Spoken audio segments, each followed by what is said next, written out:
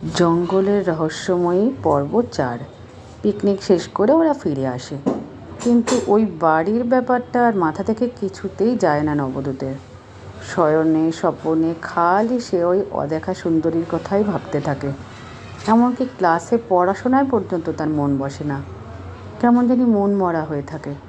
তার অবস্থা দেখে শুভ্রাংশু একদিন জিজ্ঞেস করে, কিরে ভাই, কী হয়েছে তোর? সামনে পরীক্ষা, অথচ পড়াশোনায় মন নেই। আমার কিছু হয়নি, আমি ঠিক আছি। অমনি বললেই হলো আমি ঠিক আছি? যে পড়াশোনায় এত মেধাবী, এত সিরিয়াস, সে আজকে এতটা কেয়ারলেস, এটা দেখেও আমাকে মানতে হবে তোর কিছু হয়নি? আমাকে বল না, কী হয়েছে তোর? বললে তুই বিশ্বাস করবি? বলেই তো দেখ। আমার খুব ওই মেয়েটার কথা মনে পড়ছে রে। পড়াশোনার চাপে শুভ্রাংশুর মাথা থেকে পিকনিকের ব্যাপারটা বেরিয়ে গেছিল, তাই সে হালকাভাবেই প্রশ্ন করে, কোন মেয়ে? তুই কি প্রেমে পড়েছিস? আমার জানাস নি তো? প্রেমে পড়লে কেমন হয় সেটা তো জানি না, তবে মনে হয় প্রেমে পড়েছি। আমার না ওকে দেখতে খুব ইচ্ছে করছে রে। হো হো, আচ্ছা, তাই বলি, তোর মতো ছেলের এরকম হাল কেন?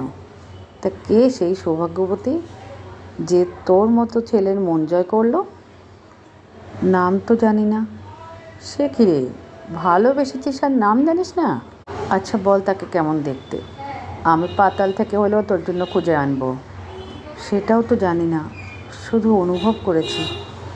তাকে দেখতে তো পাইনি। এবারে ওর কেমন জানি সন্দেহ হয়। দেখতে পাসনি মানে? দাঁড়া দাঁড়া, তুই ঠিক কার কথা বলছিস বলতো? ওই সেই পিকনিকের কেসটা? বন্ধুর নীরবতা দেখে সে বুঝতে পারে ব্যাপারটা সত্যি। সে ওকে বোঝানোর চেষ্টা করে, ভাই তুই কি পাগল?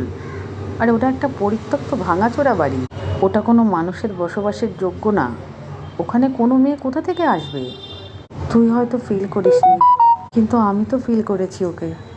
ভাই বোঝার চেষ্টা কর, ওটা একটা জঙ্গল, আর জঙ্গলে কোনো মানুষ থাকতে পারে নাকি? আমার মনে হয় তুই কোনো সিনেমা দেখে কল্পনা করছিস। আর তাছাড়া যদি কেউ থাকতো তো তাকে আমি দেখতে পেতাম না? নবদূত আর কিছু বলে না। সত্যিই তো, ওখানে কেউ থাকলে তো ওর বন্ধু তাকে দেখতে পেত, কিন্তু তার অনুভূতিটাও যে মিথ্যে নয়।